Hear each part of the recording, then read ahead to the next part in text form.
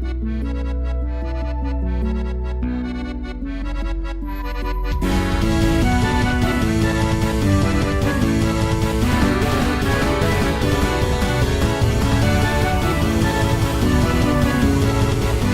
out there, this is the ANY Pony and welcome to another episode of Crepuscularity Discuss.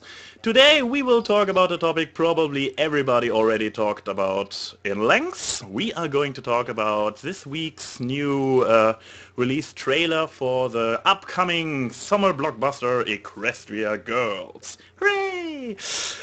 With me today, after a 2-week hiatus, he is back. Byters, welcome to the show. Blarg.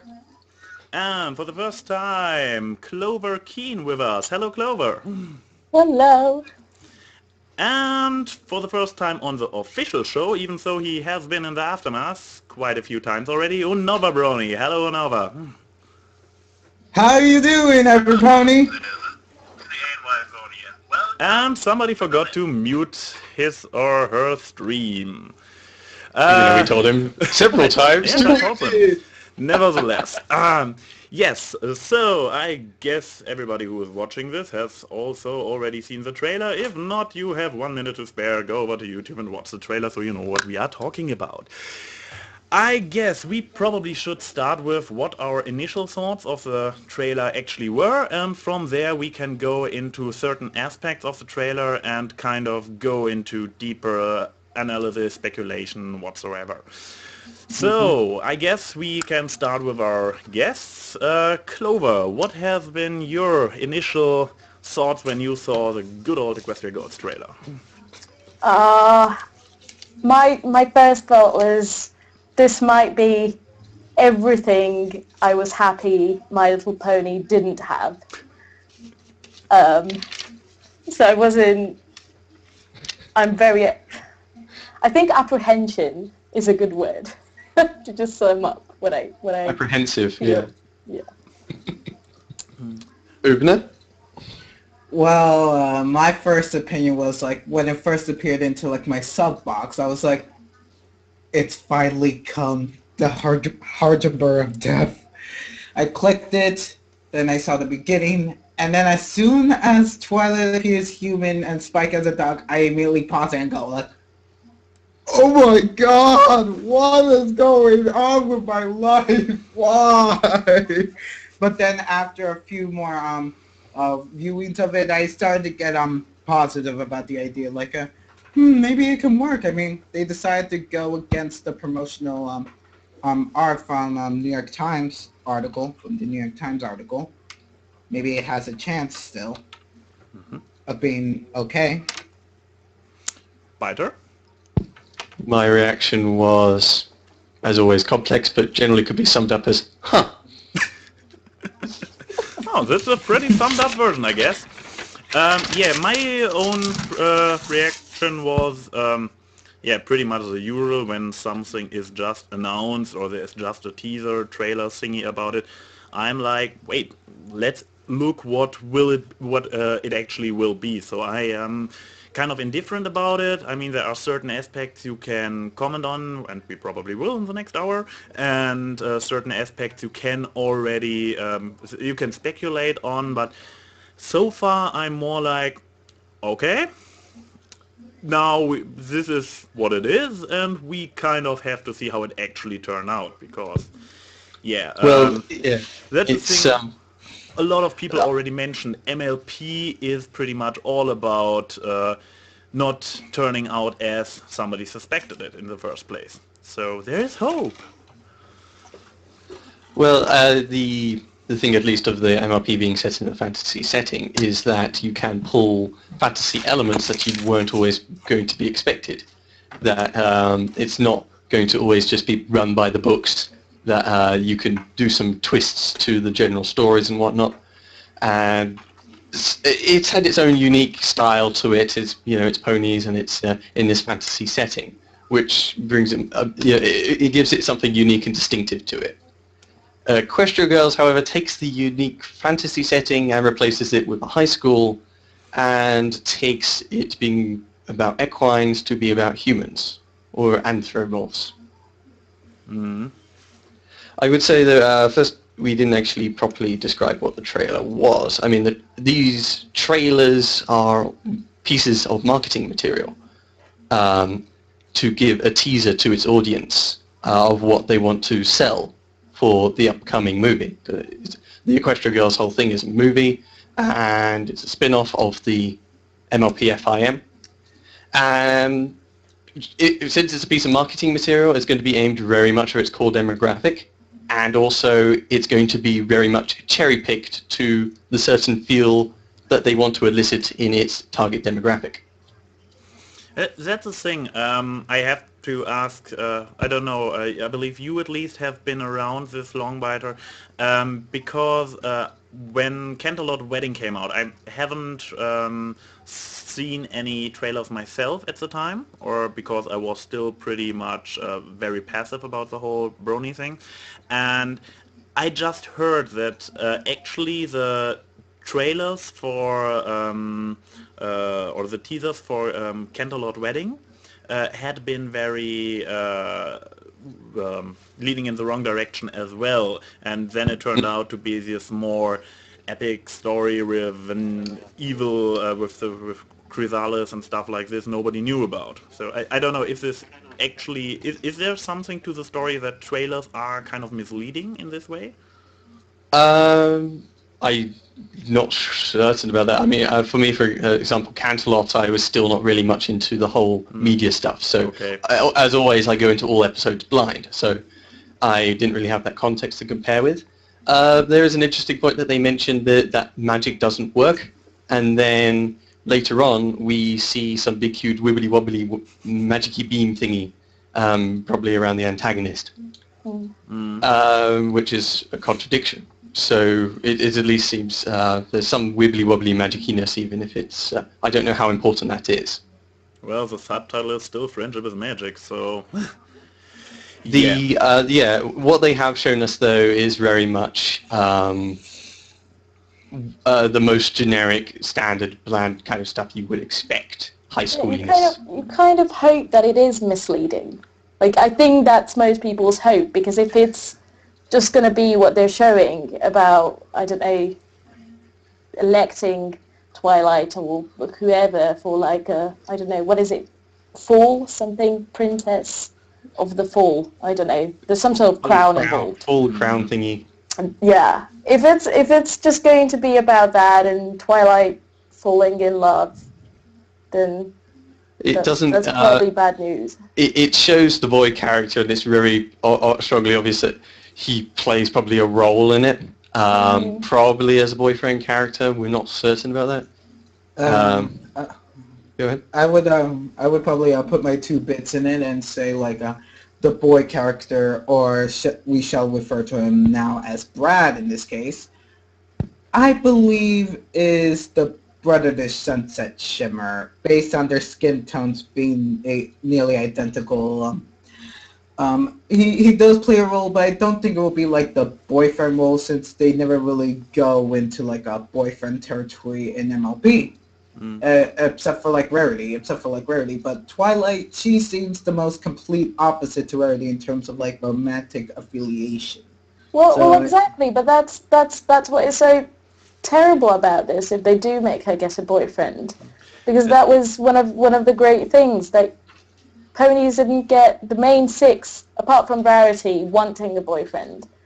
They didn't really care much for like love and romance, and that was very refreshing.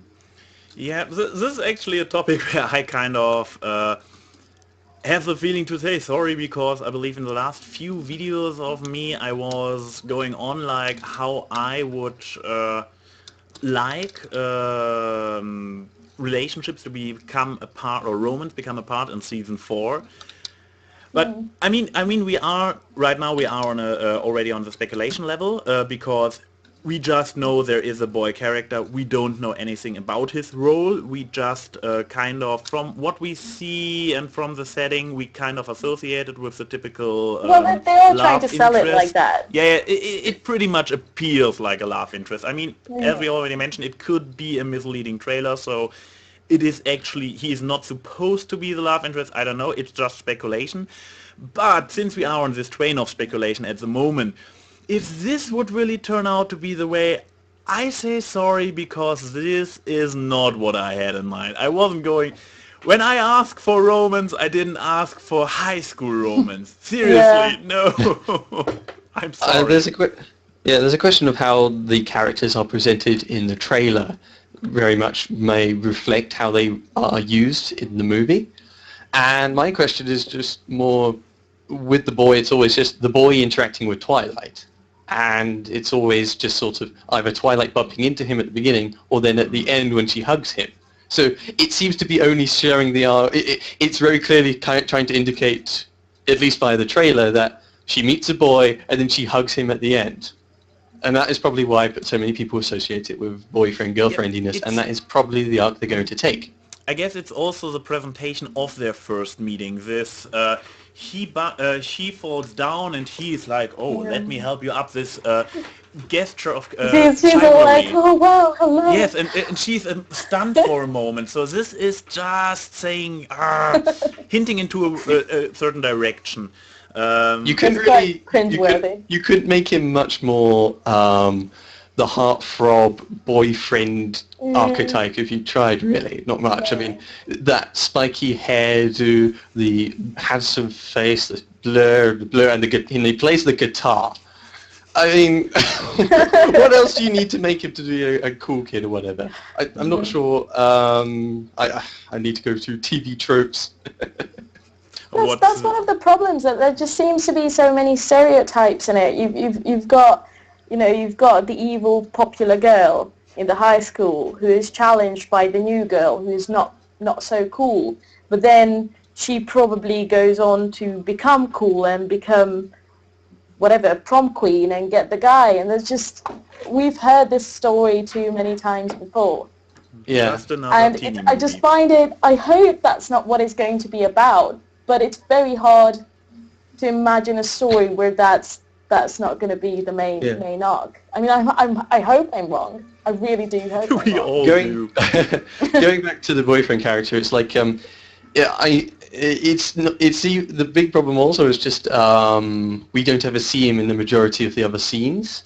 Like, if he actually played a role in the bits when they're throwing around the crown, which I'm guessing is like the more action-y climax at some point, or if he was actually a more prevalent part than just Twilight meets him and then she hugs him. That's all we've got, and he feels a token love interest from the trailer. Yeah. So I guess since we are kind of on this particular topic, are there certain ways, or what kind of ways could we expect this to go? I mean, if we just imagine him as a friendly male character, she kind of just likes, then I guess there is not much debate. We can just say, okay, he's just a new character and good is. The more tricky question is what way could it, what turns can it take if it actually is, if he actually turns out to be a love interest? Yeah, here's like a question though, like why is Twilight hugging him? We have no in-trailer reason for her doing that. It's always, all the scenes are basically focused on Twilight. It's every shot has almost got Twilight in it. It's not a focal point on the others. And yeah, the boy doesn't appear in much of the others. Like when Twilight's interacting with the rest of the main six, well, he's not there. So why is she now hugging him at the end? For some reason, just you can only presume. Well, I think it was in the evening for some reason as well. So it's probably like after the prom or something, and he helped her or whatever. But, the question I was going for is, what turn of events could it take if they are going with a love interest arc? Is there a way it could still work out bearable? Something like this. Wait, are we talking about realistic now or bearable? So are we trying to make up a story which we would still be happy with? Yes. Or are we saying what we think is going to happen? You're also free to say, if there is a boyfriend arc around this guy, then the movie is screwed and the end. This is also a fine opinion. I'm not saying it's screwed, but I think it's unnecessary. It was one of the reasons we like the show lacking Twilight having a boyfriend. Yeah. So, I mean, my guess is that there's going to be, she goes into this world, and then obviously there's going to be some sort of conflict with this popular girl, and then somehow, she gets elected to at least be a participant or in running for the crowd, and then the guy somehow helps her, and the friends somehow help her, and then she becomes prom queen and the guy. But Actually, by the way, I would add something though. Just that at the beginning of the trailer, it very clearly sort of depicts Twilight going through a whole "I'm a human" phase and going through an existential kind of That crisis. might be really funny. That might be really funny. Like when she tries to eat the apple, and Fluttershy's like, "What are you doing?" So that could be, it could end up being quite humorous. Mm. yeah, It you could want be. to know what's not going to be funny? Yeah. If there's no Lyra, that's not going to be funny. There's going to be Lyra. There's like a picture someone I saw it posted somewhere. You can see her feet. So she does have feet at least. Maybe not hands, but she's got feet. Oh, good for her, I guess. So, yeah. She could be maimed. That would be terrible. But yeah, for example, Strabiscunk released his video today, and I believe it was in his one, and he was speculating like, or was it Strabiscunk? I don't know, everybody had a goddamn video out about it. There's so many videos. Also, to answer this question right away, no, this podcast is all you get from me about Equestria Girls trailer. Everybody talked about it. I'm going to talk about it for an hour, so no guys, no analysis, no further analysis of this trailer. No, but somebody, I believe Strabiscunk, was kind of speculating how it will turn out. Like, will he be a love interest? If so, there will be more or less 3 possible scenarios. One, he moves back to Equestria afterwards with Twilight and becomes a pony. Number 2, she stays in the human world, and the spin-off goes its own way, and for then season 4 just is an alternate universe. I don't know, and Twilight is still there, and all this craziness never happened. And number 3, they kind of share a romantic thing, but in the end she has to go back and they split up. Yeah, this actually does play into the whole kind of going through a portal alternate universe thing, because it adds a level of obtrusion or obstruction to the narrative. It's a level of convolution, because now it's you're in a fantasy world in a fantasy world.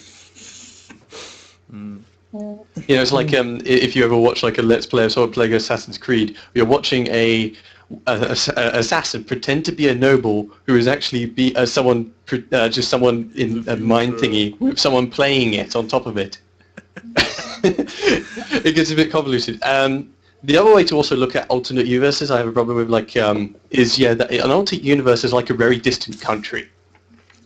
That's the people you go to. If you're there for a short time, you go to them, you interact with them, and then you leave. And they're really distant. They're really far away. They don't really factor into your life anymore. So why should I care about the majority of the characters or the narrative if the only 2 characters who matter if we go back is Twilight and Spike? Is Spike going back? Of course.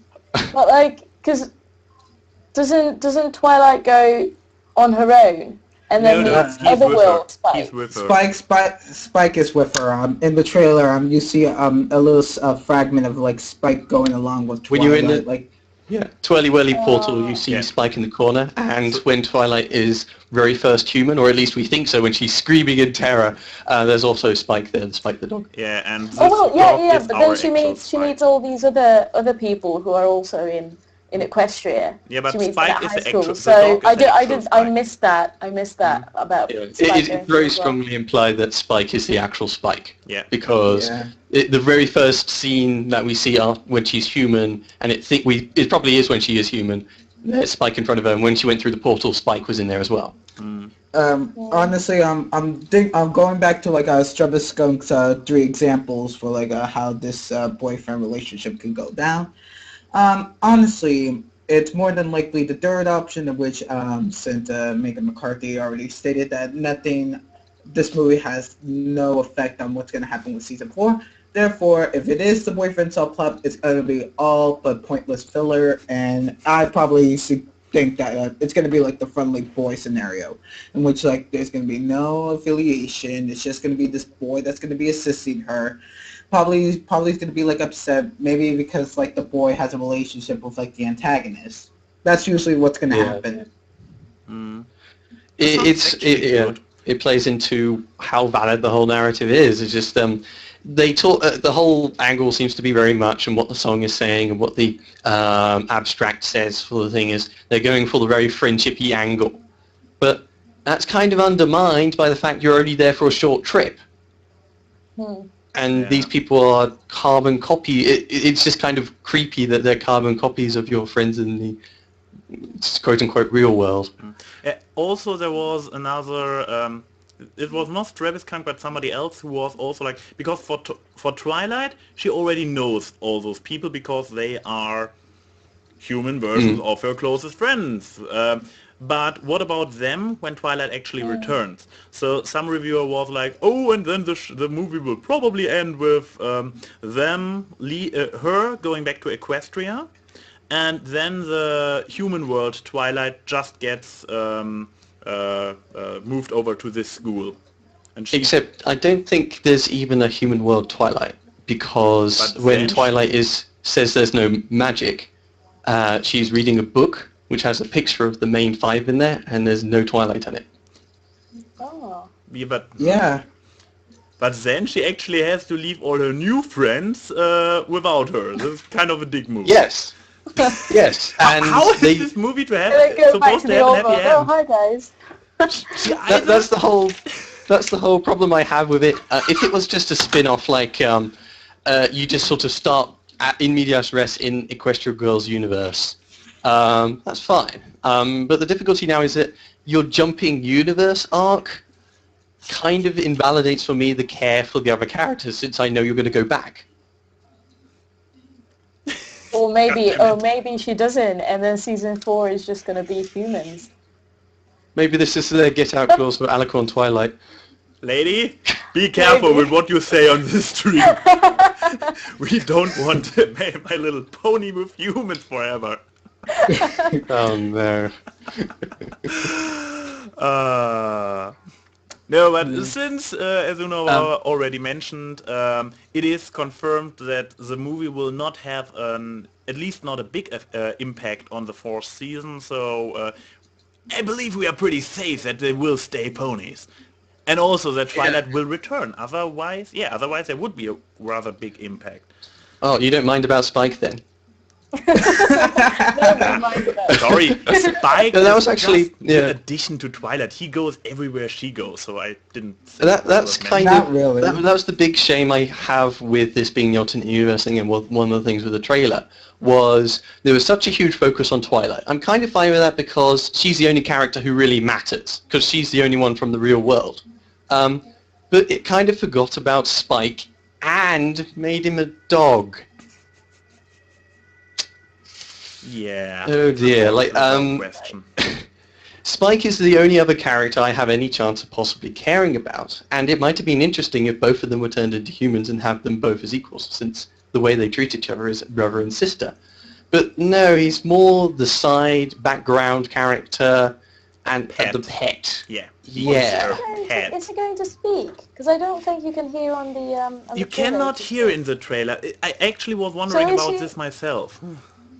That might be really important because it does depend on how real they want to make it. Although I guess once you've got people with purple skin, you're not really aiming to make it that real. Sure, because this is it's basically the Duck universe.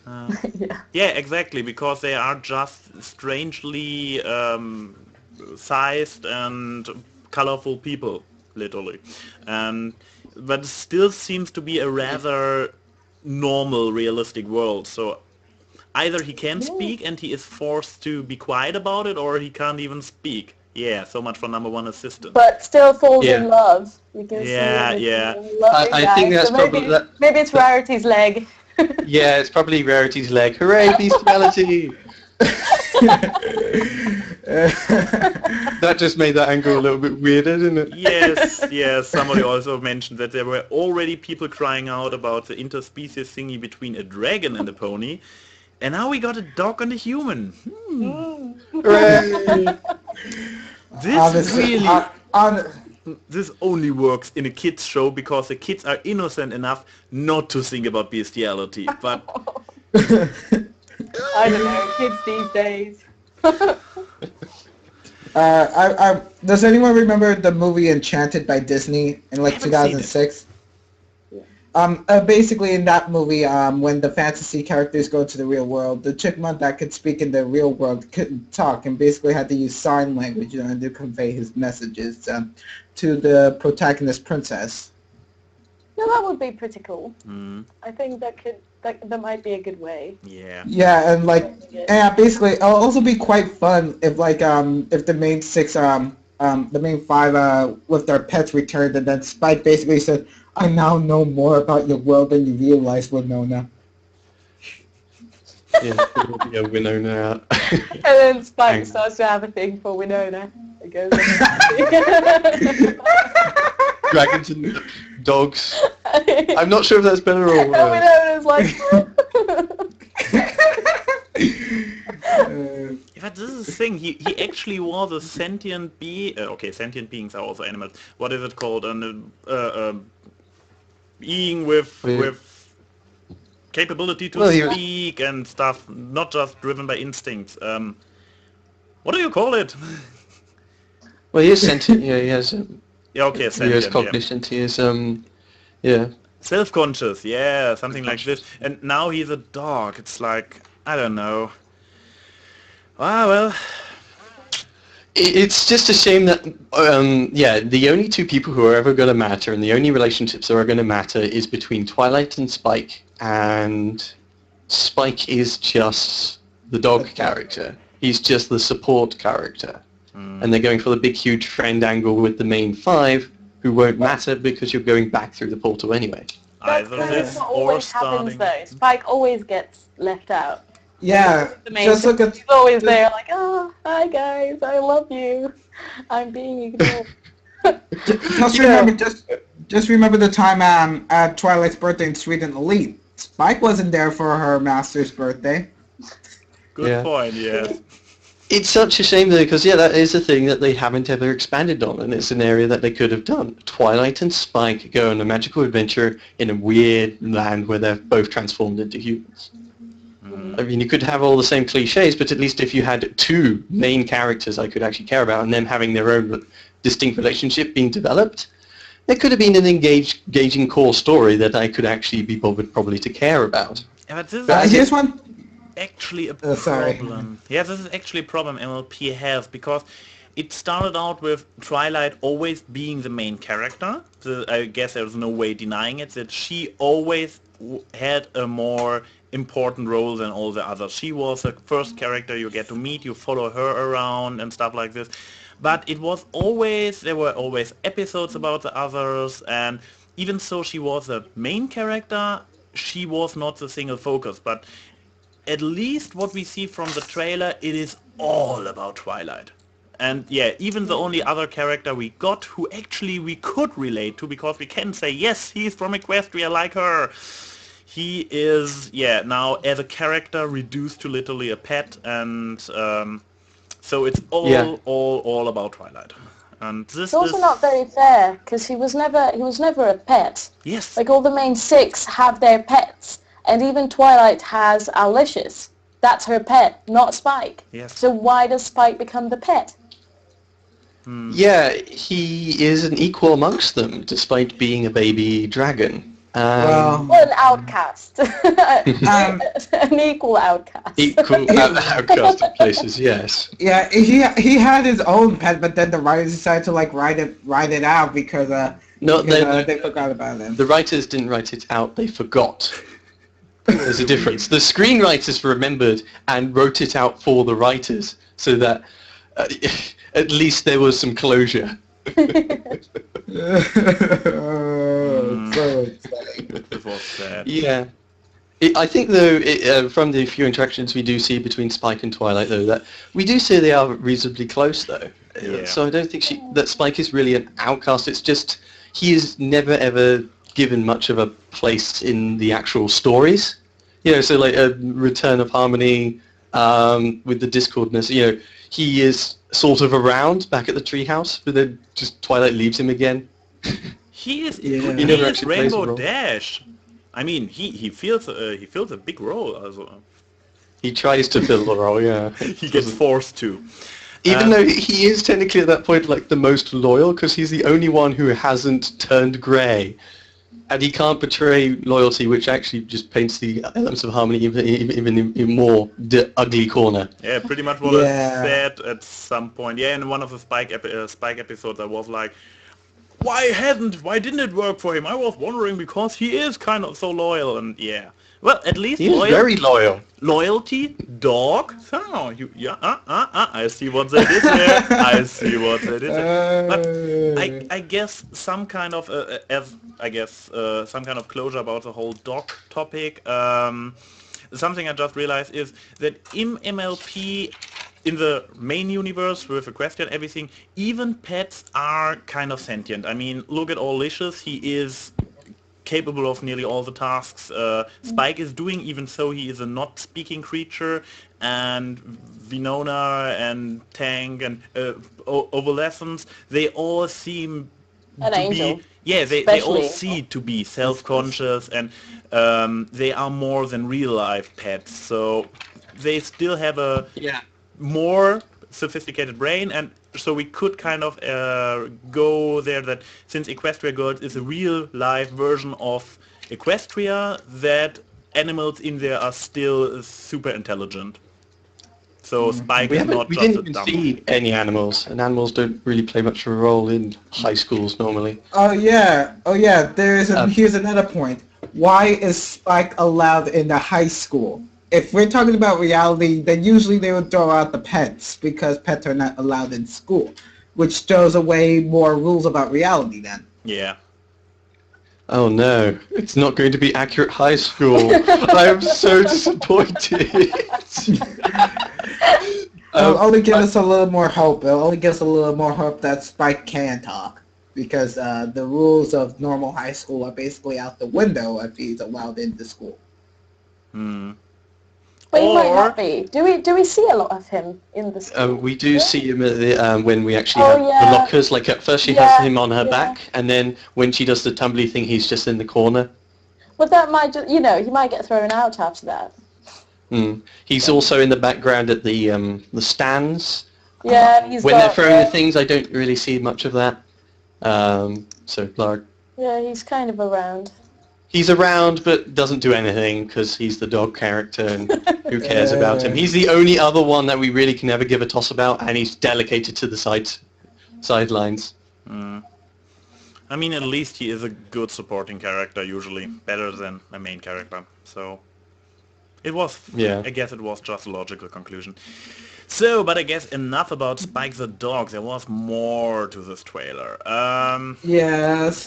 Can I bring up the next point? Yeah, sure, go ahead.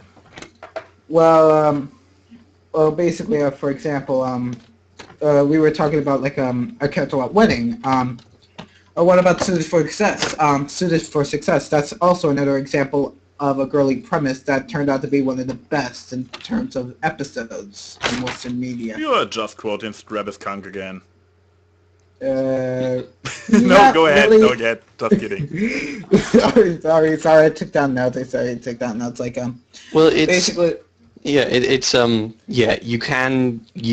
There's no automatic reason. Just a concept or a certain story, a starting premise is automatically bad. It's just whether you can put enough twists in there and do it interesting enough writing to make a good story out of it.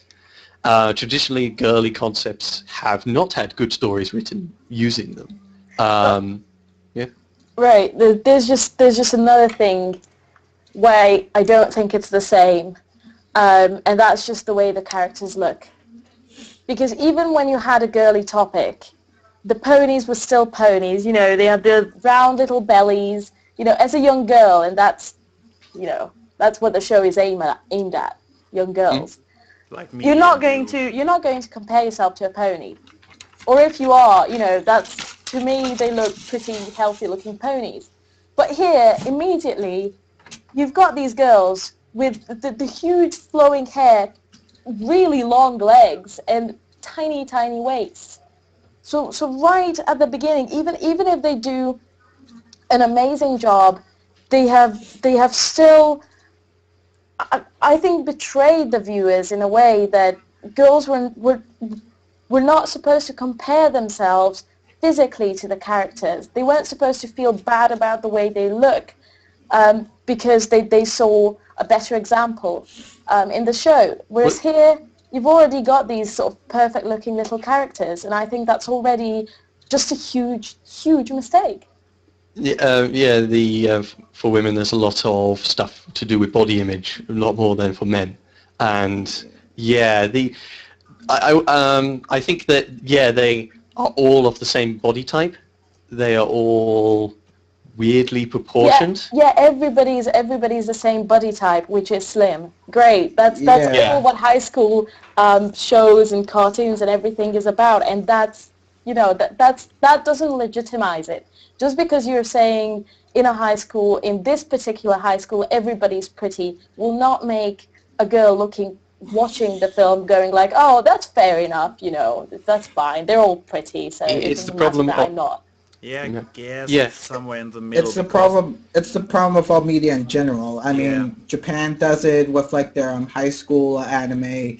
Like honestly, usually I would see like only a few differences with like some of the protagonists. Like that's why kind of like a show like Exiled World, which the protagonist is actually a short, stubby, fat kid that basically actually is faster in his intellect in terms of speed. And well, what we're looking at here is another example of the Barbie disease, in which everyone has to look perfect. Yeah. Everyone has to be 50% leg. Everyone has to be 20 or 25% torso, 25% gigantic head.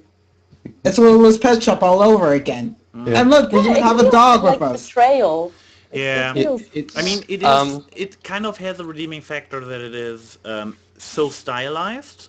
So I mean, they are still all they are still all having this anorexic feel to it, but at least it's stylized. I mean, I was going to say that it's very gaudy pastel aesthetic, the original show, and this show is.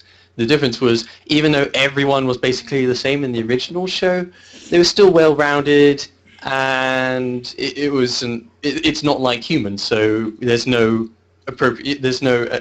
not like us. But with human-esque characters, the design of pastel and everything being really nice looking, it rings more untrue given the more realistic setting. But it's not.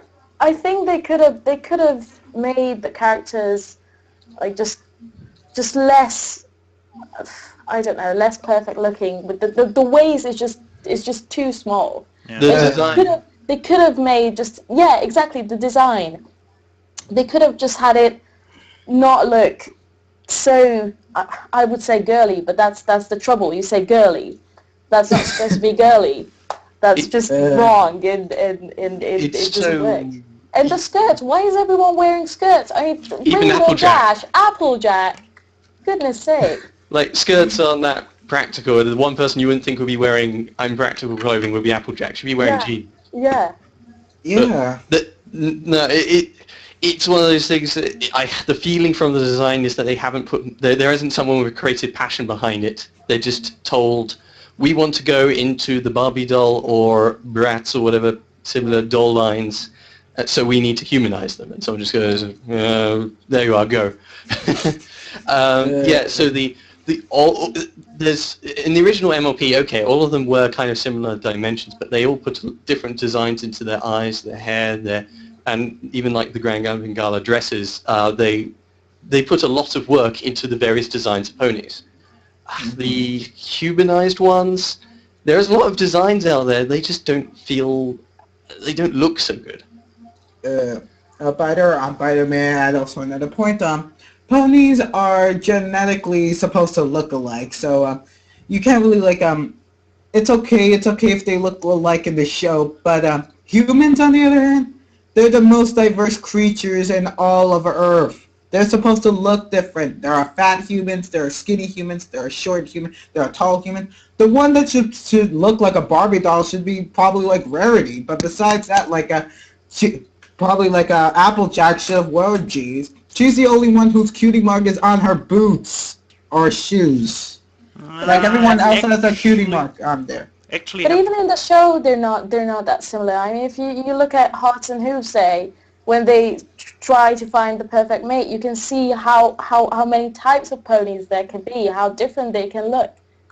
They've just been totally lazy about it in Equestria Girls. Yeah, that's the thing. They had to start all over again, and while they had a lot of seasons, episodes to invent new body types and stuff like this, now they only have this one movie, and they have to start from scratch, and yeah, that's the result you get. A lot of clones. It is interesting, actually. Yeah, I was going to sort of talk about the whole art direction and stuff, because it is, again, the important point about the whole Equestria Girls, what we're talking about, is, yeah, it's originally from MLP. It's using our characters. It's by the same studio and by the same lead writer, and it's made by Studio B. Now, what I was going to say about the art direction was that Studio B, Little Pet Shop, My Little Pony, they do very simple shapes and vectors, very clean shapes and vectors. There's not too much design, shading, or anything going into the animations they make. Hey, Byter, I remember looking at the trailer. There is another example of a different body type. They're snips and snails. Yeah. Yeah. Chrono Brony is kind of losing it about it, but what I'm saying is, the main cast has all the identical body structure, and yeah, Snips and Snails are the Laurel and Stanley of MLP in the first place. So yeah, they are kind of big there as well. Yeah, what I'm saying is that very much Studio B is used to using very basic and blobby kind of artwork. And that's fine, because it's just the characters standing on screen and talking to one another with some backdrop. And the thing is, this is a movie production, and the trailer didn't have very much movie production quality in it, at all. I would argue that some episodes from MLP have a lot more production value than Equestria Girls. The Timberwolves with the 3D animation models, or Sleepless in Ponyville with its lighting and visuals and camera effects and whatnot.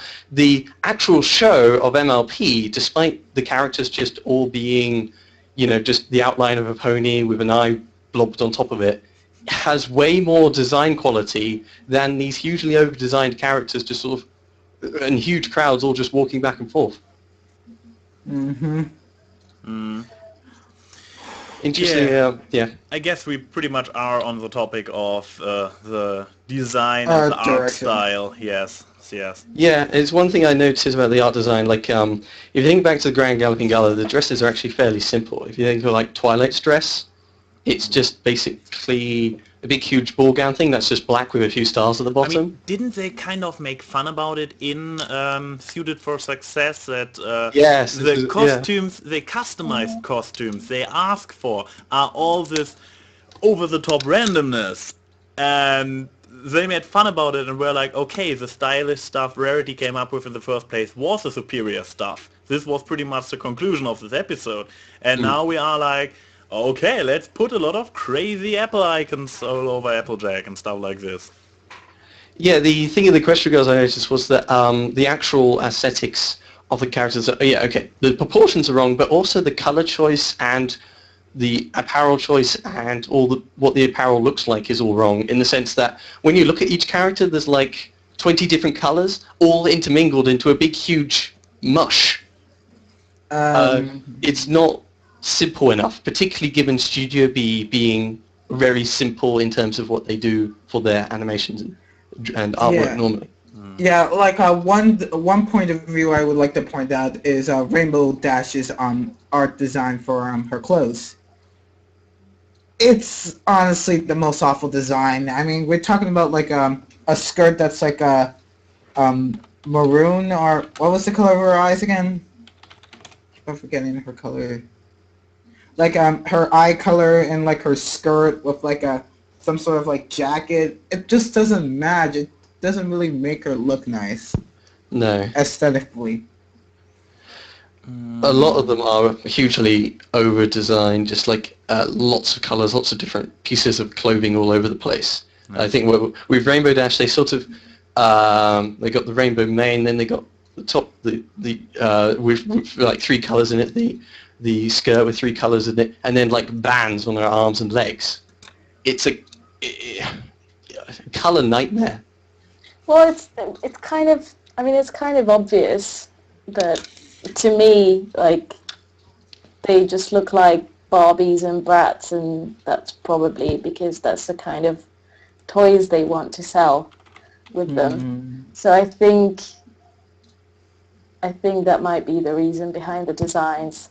I mean, yeah, they wanted to sell the MLP ponies before, always through the show. That's always been the undertone. But they at least, with MLP, made the designs actually aesthetically pleasing. But that's the thing. I don't think there's. If you want to sell toys, it's not about aesthetically pleasing, because kids,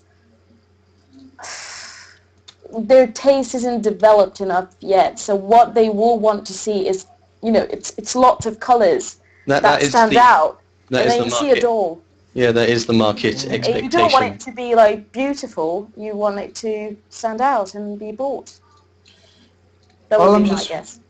All I'm just wondering is how come mankind hasn't really realized about like all these flaws you've made, and they keep on doing these flaws in like all their movies about girls stuff. It's like no one really cares. Because it still sells. It still sells. Yes, that's still the reason. Yeah. Why and should it's taking the safe. Yeah, why should they? Yeah, taking it safe, and why should they go out there and reinvent stuff? Take the risk of failing with the new design, while they know, hey, there is this unoriginal stuff. We already got we are already half the way there, because it is the stuff we already used to produce. We have a lot of experience. Why invent something new? Huh? It's just a no-risk way to take it, and yeah. And that is very much what the principal worry or complaint about the trailer and the concept as a whole is, that it doesn't. That all they've shown us doesn't really seem to be rocking the boat or giving us any confidence that they are out to tell a good story, but are rather going for the most easy to jump through hoops that are overdone, tired, and not really that fun stories.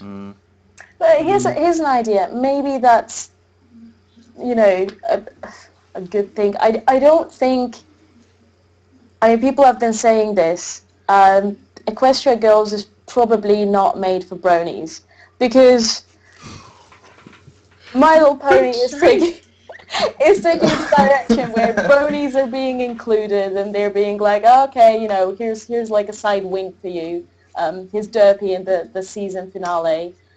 But with Equestria Girls, maybe the whole point of the trailer is that bronies will go like, oh no, we really don't like it. We can't like this. But little girls will. And then you separate the two, and then maybe you can make a spin-off show from Equestria Girls that the bronies will not go and watch. Because so you're saying that the people in marketing who built the trailer went out to stigmatize the brony demographic? No, but went out to make something that would really obviously not appeal to bronies. I think it's Hasbro. I don't think they have this kind of level of thought to. It's kind of hard to say whether they even recognize the bronies exist, or whether they're going to actually change their patterns. They know the bronies exist. Some do, sometimes. Maybe it's just a message saying, we really do not care about you guys. really I don't. think it's not a message, more just they don't care about us, pure and simple. So they're just doing their thing, and it just happens to be something that our demographic it will not serve.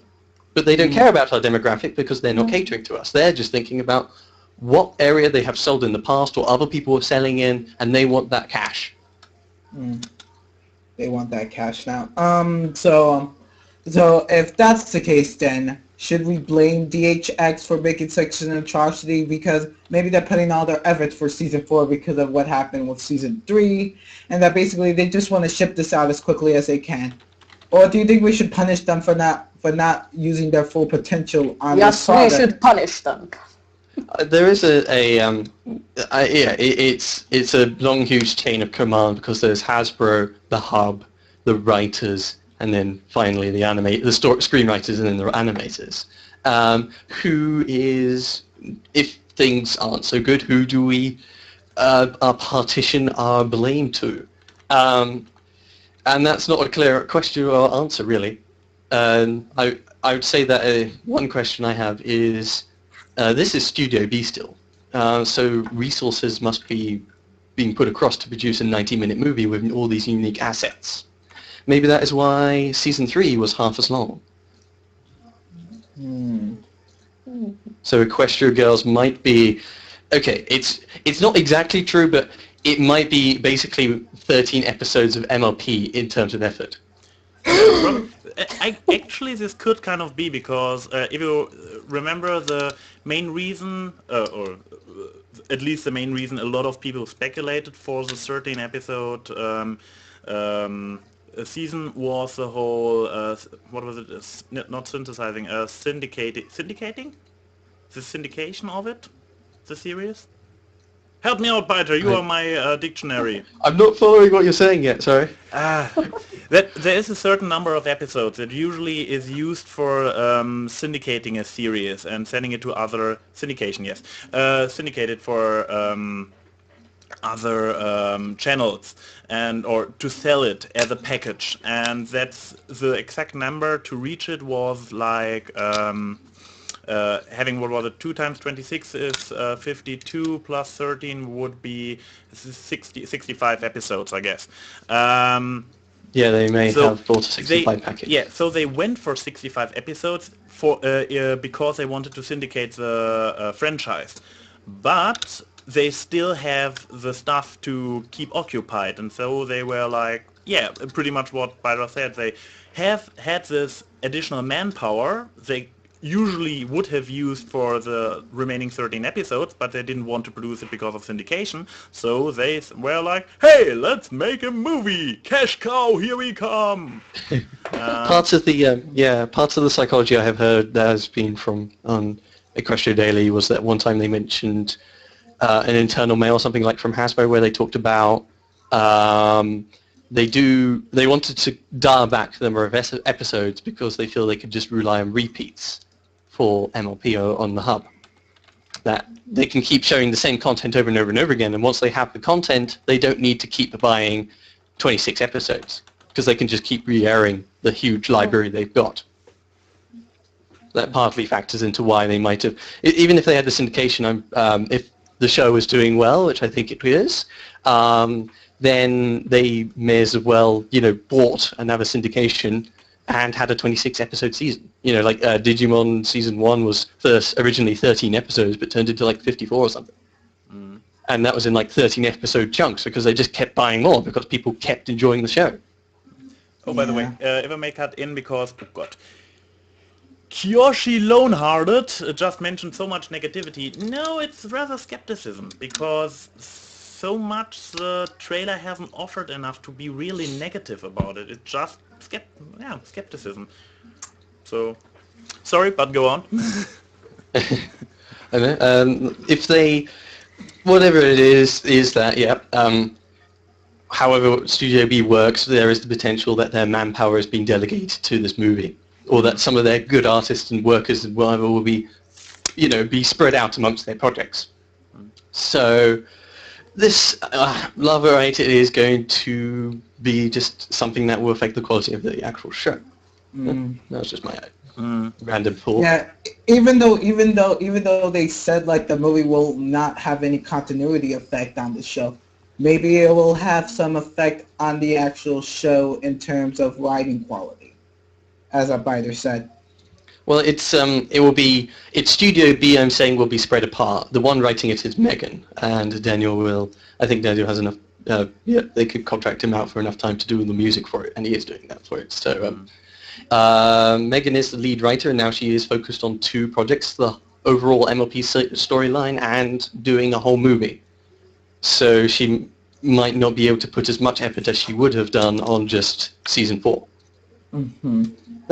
That's as far as it will hopefully affect the writing. Yeah. We'll have to wait and see, really. Yeah. Oh my god, I'm turned red again for One- some reason. Yeah. We have actually gone a bit off the trailer and onto the marketing stuff and stuff. I was just saying, in regards to the writing, there isn't too much on the wall other than a huge focus on Twilight in the trailer. The boy character only was introduced and hugged, so he's really ancillary. Spike is a dog and always in the background. The Snips and Snails do appear quite often, and when they're tossing the crown around and when the magic-y beam thing is, that Snips and Snails are there. Yeah. So it feels like actually Snips and Snails might have a bit of a part to play, at least in that scene they were showing. And that We're happy about that? Do I have to? I'm pick my not. best pony?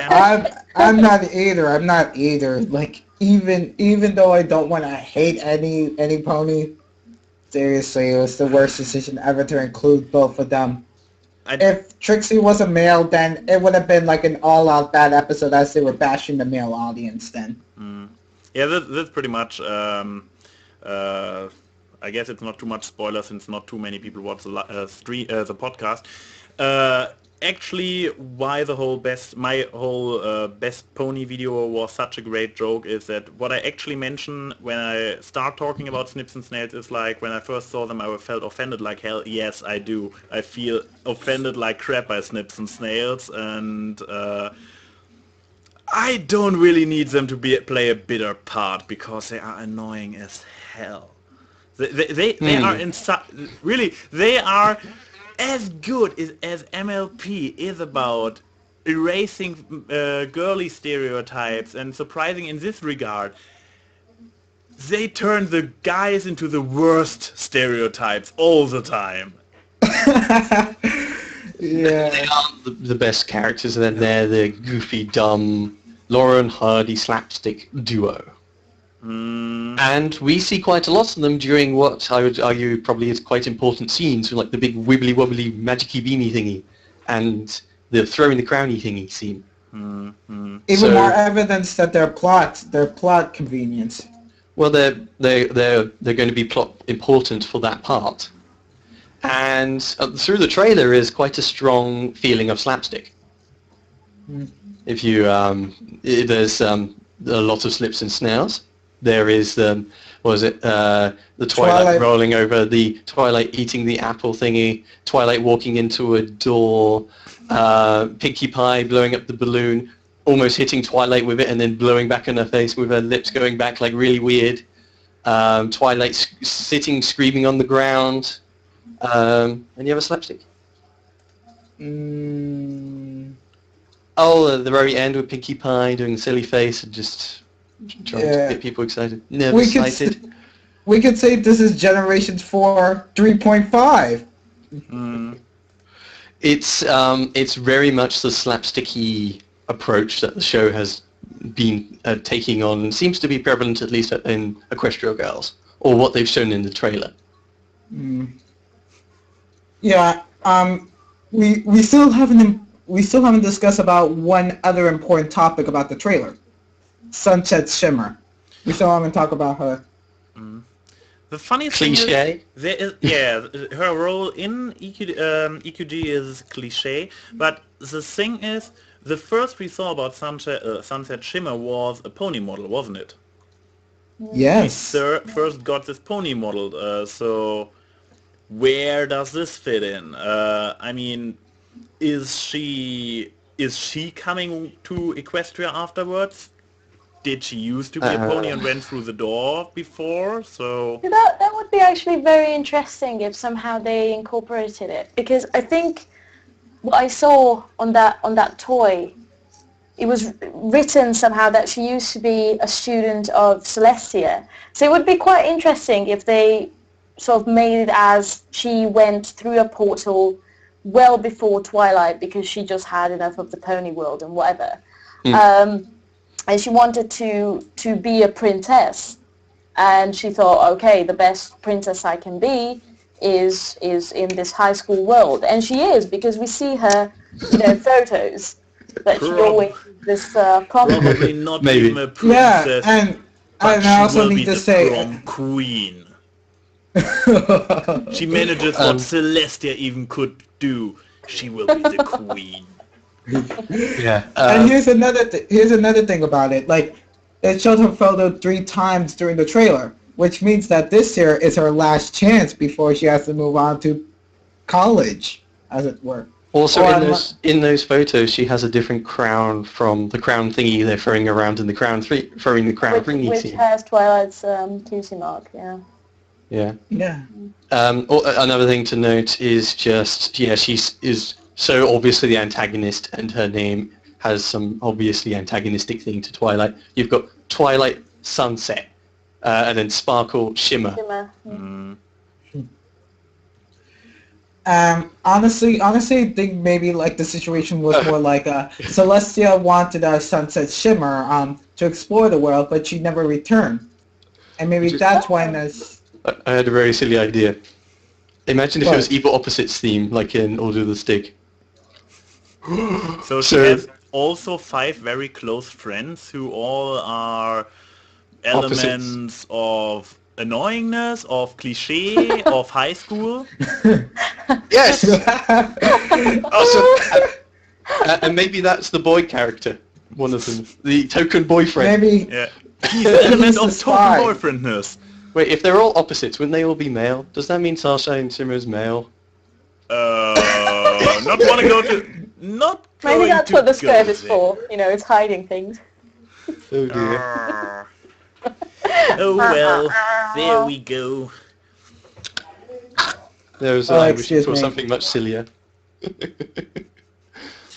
Yeah, but I guess maybe they play it a little bit more subtle, because taking them, saying that they have to be boys is like saying that male is the opposite of female, and It's not, yeah. yeah. Anyway. Oh God. As I prefaced it with, here's a silly idea. Evil Opposites theme. But yeah, one point someone did bring up in one reaction thing was that, we've had some really good antagonists, so like a big, huge antagonist like Nightmare Moon, Discord, and then Chrysalis. And then we get the high school bully for our MLP Equestria Girl movie thing. Well, have you been a girl in high school? Because I think, that's pretty much on par with the evil that they've shown so far. Well, I for once haven't been a girl in high school. What about you, Biter? No. Strange, isn't it? I was a high school boy. Well, we don't call it high school here. Yeah, here neither. We call it gymnasium, which is pretty much a sports hall for Americans. So I'm very confused. Yeah, that's one thing I just remembered now. That they do show a lot of. They have the gymnasium, the football, soccer to Americans park thing. They have several different settings we see, but it's like, what can you do in those settings? They're so generic, and lots of them, two of those are just sport. Yeah, but by the way, since we are talking about high school, the idea of the setting, because there's an aspect that had been brought up, every aspect had already been brought up. We are a week late! This was one horrible week. Each day another one produced a video, and I was like, why are we talking about this on Sunday? But nevertheless, we already talked about it over an hour, and we didn't really had problems finding something to talk about. Nevertheless, detracting myself. Yeah, the high school setting, because a point that had been brought up in Equestria, they are all pretty much, even so the age is an issue of debate as well, as DigiBrony's movie kind of I was just going to started. say, did you burn Yeah, it? he did this, and he also reached the conclusion that they are pretty much in their mid-teens, late teens, whatever, and this would kind So of that kind of transfer. confirms that, doesn't it? Yeah, it That kind of does, but it also does in a disappointing way, because even so, if the age itself might seem to be accurate with his theory, the thing is, they used to be really grounded characters. Rarity has her own shop. Applejack is taking care of a whole farm. Okay, Fluttershy, whatever. She's taking care of pets, so... Lots of animals, yeah. Twilight is... Even if we ignore the princessy part, which just happened recently, and my big picture went away for some reason, don't care. My cutie mark is very nice as well to watch at. Yeah, even so, they all had really big roles, and they actually did something with their life, and now they are supposed to be the very same characters, because yeah, Twilight can recognize them right away, but they are all now, no offense, but stupid high school people, because, I mean... They aren't even the same characters though, because Yes, they're an alternate universe, and I presume you're going to have the whole friendship angle thing because they all don't know Twilight and learn the magic of friendship, Twilight yada yada yada. herself, but the thing is, Twilight herself also seems to be a typical high school student. And I mean, they were mature. Ignore the age thing. They were mature in MLP. And now even Twilight is a typical high school student, like running around, having a boy, going for the prom, visiting classes. Maybe it's just a very casual accounting firm with lockers. Yes, probably. And prom queens. Yes, very, Yes, very that's likely. just their casual Friday. This also explains why there are so many pictures of Sunset Shimmer, because she can't be prom queen each year, but if it is really just every Friday they do this kind of makes sense now. Maybe she's just the boss and she bosses everyone around and is horribly misunderstood. Poor girl. No, we need that crown for the accounting computer. What are you doing? Give it back. No, it's mine. I'm from an alternate dimension. Mine. I don't even know who you are. Give me back my accounting crown. Okay, we have another Byter losing his shit moment. I love it. It's not losing my shit, it's just me making up something really silly for Yes, fun. I know. Yeah.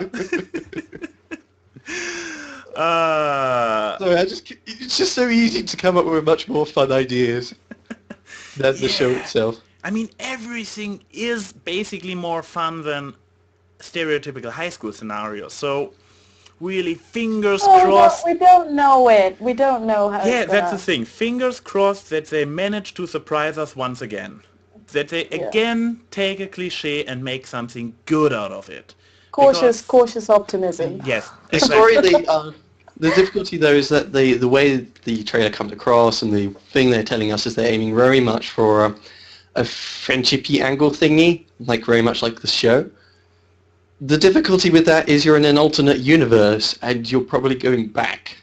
So all that friendship stuff doesn't really matter unless it's like, yeah, it's almost as if you just, they live in the UK and she goes all the way across to Australia. Sure, she meets the exact same people again and becomes friends with them, but then she just takes the plane all the way back. Yeah, and they're really, really far away. She has to leave one group of friends behind. So there's no way around. Either she stays in the real world for a whole spin-off series, or she returns to Equestria, but she has to leave one group of friends behind. Out of her perspective, it's fine, because, well, they are pretty much the same people. But from the point of view of the friend group, it's... what? It does go into the interesting aspect of the whole weird prophetic thing that they hinted in the trailer, in that one picture of her looking up saying there's no magic, and there's a picture of the main five in the book, Why is there a picture? Why is the main five a bunch of high school students in a book?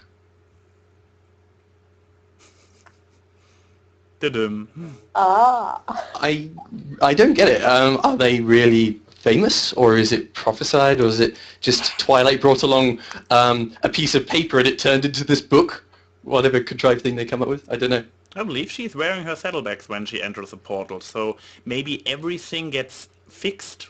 So she gets turned into human, Spike gets turned into a dog, and the picture of her and her friends get also turned into their human versions. Something like this.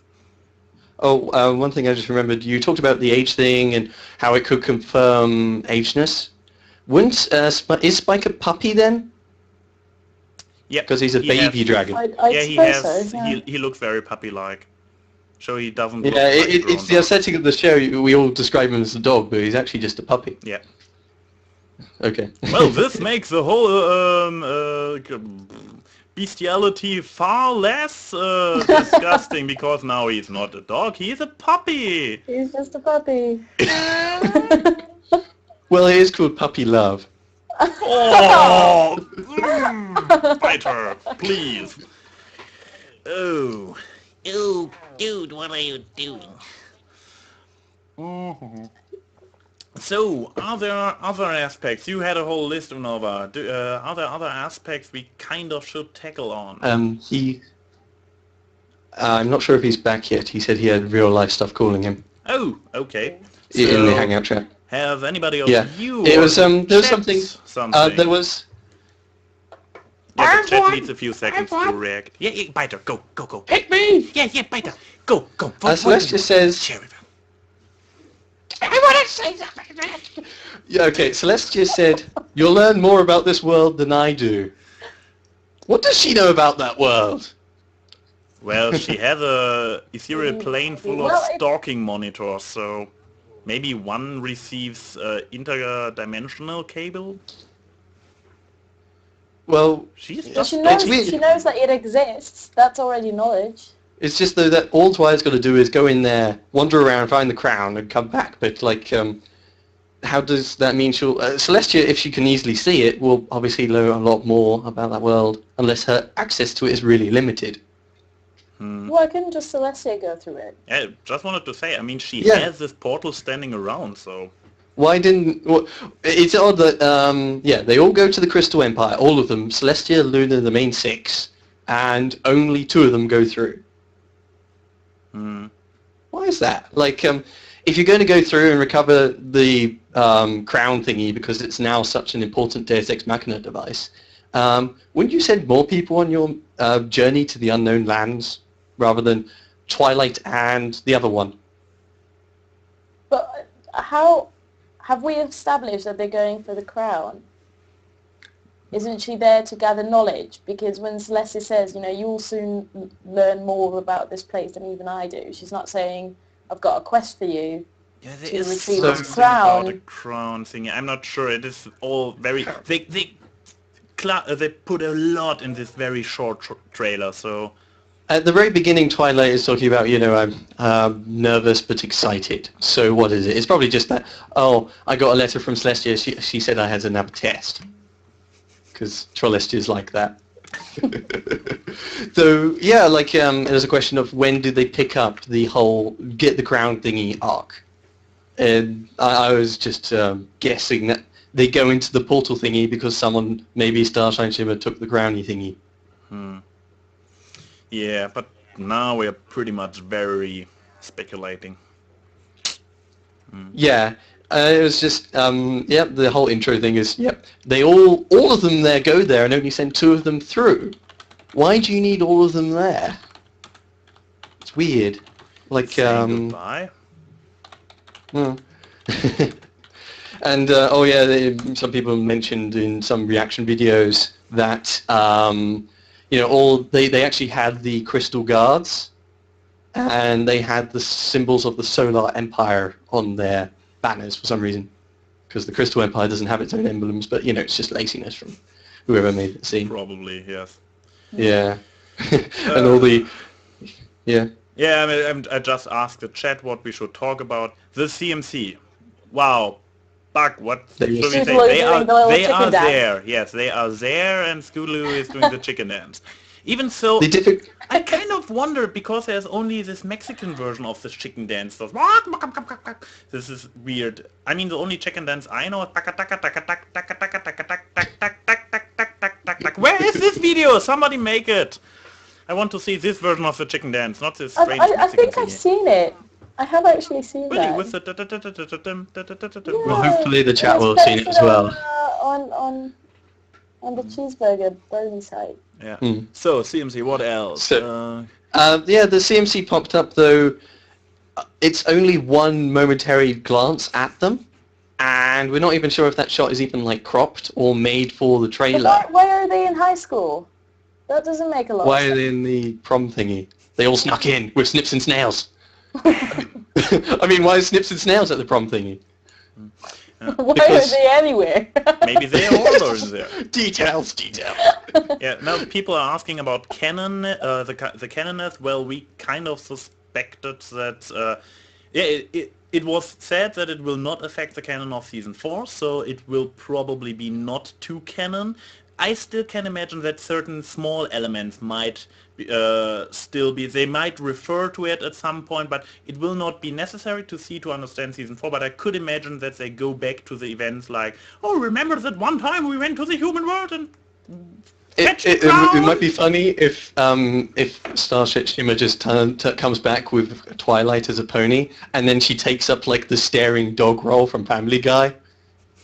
Is it Family Guy? I can't remember now. But it's like there's this one scene where there's just there's just like that dog who always follows me, and it's just it just pans to a dog and it's just staring. And the ominous music plays in the background, and that's all Starship Shimmer does for the rest of the show. Oh, we're having so much fun!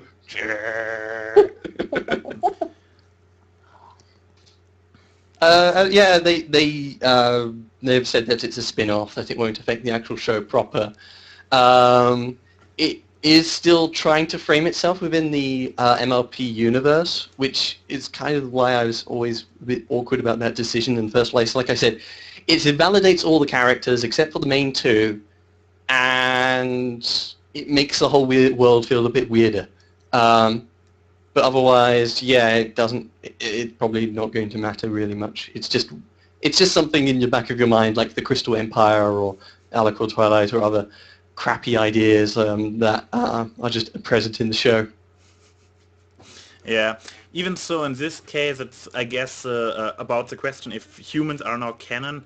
Well, even so, we refer to it as the real world, and somebody in the chat was already like, oh my god, they're calling it the real world. Yeah, it is still some kind of real-ish world. It is a world with human-like creatures, but yeah, they're colorful stick figures, so... Well, it's the nature of immersion, secondary belief, or suspension of disbelief. Yeah, That but yes, we know that a lot of the media we watch isn't real, Yeah, but the idea is that we can accept it as an alternate reality, as if it were real, and that is why the stories can have meaning. Yeah. But yeah, about the question, is it canon now? Yes and no, because are humans canon now? Because, well, they are an alternate dimension they travel through. So a human in Equestria still doesn't make sense, because you only turn into a human when you enter the parallel dimension. So there are no talking ponies, at least, we know about in the weird world, and there are still no humans in Equestria. So... Oh, don't worry, there'll be a sequel. It's called Equestria Girls in Equestria. You are just No. messing with me, Don't aren't you? give them ideas. You are I just- get them loads of wonderful ideas. Probably I get, watching. what about my other ideas, like the house, the place of reasonably nice accountants, or the evil opposites theme? My ideas are never that good. Yeah, I can second this. When That when is- Byter has Can we- crazy ideas, they are really crazy ideas. I'm not imaginative type. Could we combine all three of them? Equestria Girls return to Equestria and bring accountancy with the evil opposites theme. Very nice. I'd watch that. At least that is one thing I say. Like a lot of alternate universe things that I sometimes do sort of work. Like I think there's some like where they do the characters in 3D, so like The Simpsons or Adventure Time and whatnot. But they don't take the rules in the alternate universe really that seriously because the only people who matter are the people going into it. But in this one now we're supposed to empathize with these weird clone creature things that we aren't really going to know for much longer anyway. It would have been interesting if they actually had other characters other than the main six, like she befriends some others. Because then that would actually make sense a bit more than... And then she goes back to the pony world and she's like, oh yeah, you remember that time? That was really cool. Right, I'll just go back to my friends now. Okay, bye. It's always going to be like that, but at least then you're not like when you're not saying bye-bye Fluttershy, I'm going to meet with real Fluttershy. Yeah, I'm still curious how they will handle this certain aspect of continuity. It's weird though, like why did they even do the alternate universe thing? And I think it's just a lack of self-image. That the whole reason to go into the one part of the reasons to do the human thing is that little girls obviously become more empathise with people who are more like them. Often the angle a lot of things do that they make the characters or the setting much more realistic or real life to pander to their demographic. And they wanted to still tie it to the original show so that people would still watch it, so they start with the MLP universe. But it's just they want to tie the two things together so that, you know, we start They can discussing. still call it MLP and don't have to invent everything new. Yeah, it's just tying them together, like we said, brings in all these narrative problems and weirdnesses and annoyances to the fans of the original show. Oh well, I guess we pretty much covered everything. The only thing I'm kind of being uncomfortable is finishing music, the by show the way. while Unanova is still gone. Yeah, there was one thing with the music. Oh, it's all by Daniel Ingram, isn't it?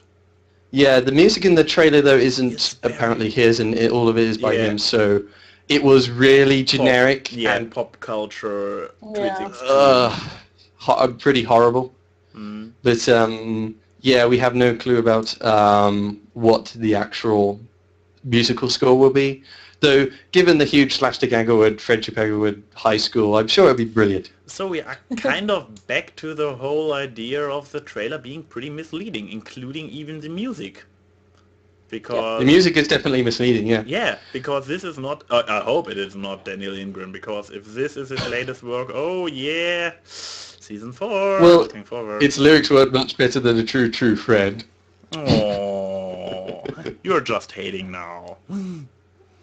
Well, it's the same kind of mushy stuff that doesn't really mean anything.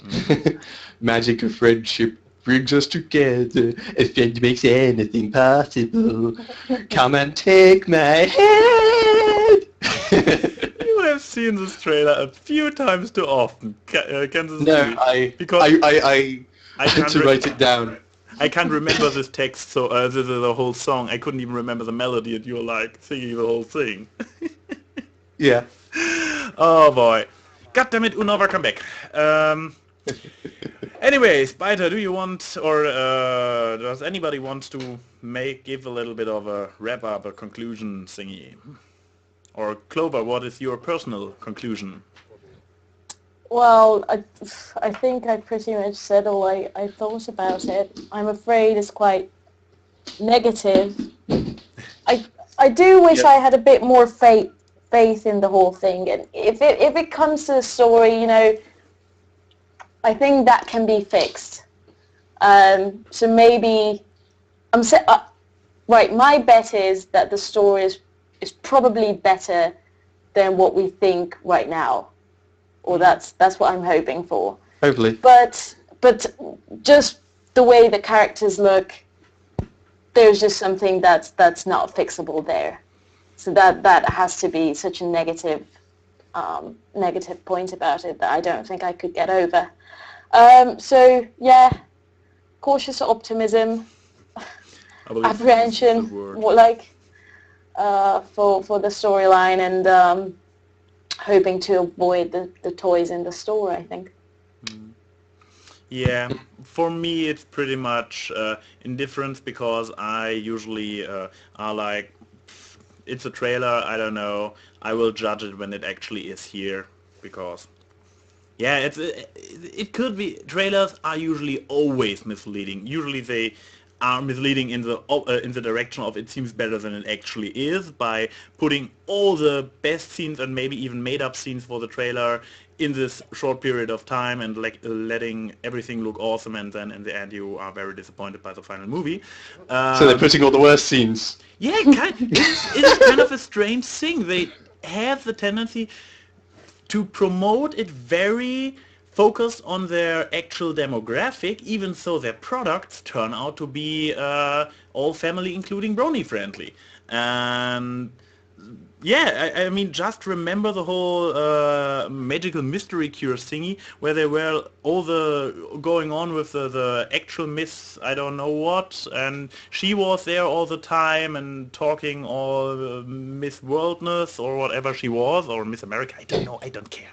And then in the end, you may think about the story whatever you want, but it wasn't really about this whole Miss thingy in the end. So this whole build-up was stupid as well, and misdirecting. And yeah, as I mentioned, I at least heard that a Canterlot wedding was promoted more with a focus on the wedding, while it actually turned out that the wedding was only the framework for a mystery story. So yeah, I don't trust trailers anyway, because I don't. The great and powerful ANY Pony doesn't trust in trailers.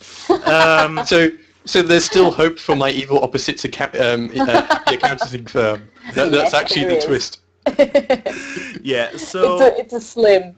For me, it's indifferent. Very slim. Yeah, so Yeah, it's really, for me, it's indifference, and I will probably watch it because all the people will ask me about it anyway, so I have no other choice. And I kind of already promised Voice of Reason to make another crossover with him about it, so...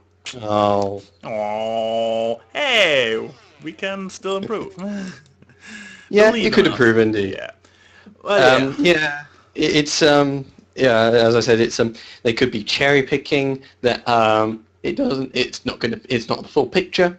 It's what the marketers want to do. Not all of it is actually real. There's a lot of variables up in the air. What the picture they have painted in front of us, a lot of it we don't like. That's basically it. There's just that I see a lot of slapstick. I see a lot of just generic high schooly stuff. There's not really much to it. There's the token boyfriend character. Spike is delegated to the sidelines despite being the only other character who really matters. So yeah, it doesn't really larg. yeah. I don't. There's not so much you can say for definite. It's just what they've given in front of us isn't much. Yeah, and I guess we gave Unanova as much time as possible to catch up, to leave his real world issues behind. But yeah, I guess we are going to finish the whole show here after all. I could close if you want with Orange Insanity's thoughts on the matter. It was quite a good closing comments, I thought. Go ahead. All in all, this trailer promises a lot. Too bad it's a lot of crap. I'm seriously afraid that the writers are losing control. They keep getting forced to make corporate sellout after corporate sellout, and I can feel the show erode underneath that. Lauren Faust's vision was to make a children's show that didn't fall under the gender-specific stereotypes. And this trailer shows that it doesn't just fall into those stereotypes, it jumps into them with a nosedive. It's very, very likely that this movie is going to be absolutely awful. Yeah. Yay! What is it? Crazy Orange? No, what's his name? Orange Insanity. Orange Insanity. Just if you put in Orange Insanity in Google, in YouTube, you will find his channel. He does a few pretty interesting MLP reviews.